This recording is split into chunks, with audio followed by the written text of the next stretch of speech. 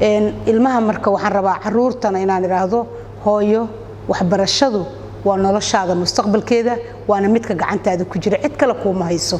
marka dhalinyaro wax barta gabdhii wiilal la daatiin is ilaaliya iska fakara saaxiibtinimadiina iyo walaalnimadiina iyo wanaagiina ha noqdo midka wax barashada aqoonta oo birito inaad adigu macalinka birito iyo kan maanta dalka biri wax u qaban doon inaad adigu aan noqonaysid dhalinyarada intaasan ku boorinaya midna waxaan rabaa inaan ku bogaadiyo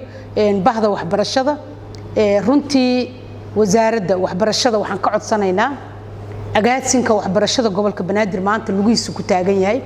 dhalinyaradii bulshadii rayidka ahayd haweenkii cid walbaba maanta waxaan indhaha ku wadahaynaa agaadsinka wax barashada gobolka Banaadir waxaan rabnaa wasaaradda ka codsanaynaa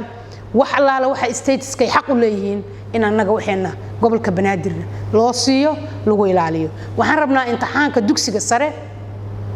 manhajka ilmaha ay wax ku baranayaan wasaaraddu ay keentay form 1 form 1 form 2 form 3 ilmihii ma ku qaateen maxaa imtixaanka lagu keeni doonaa macallimiintan lacagta dawladdu ku bixiso ma yahay macallinkii saxda ah manhajkii loo dhiibay ardaydii xisadii siinaayo wasaaradda waxaan ka rabnaa inay ogaato gobolka Banaadirna waxay xaq u leeyihiin in la siiyo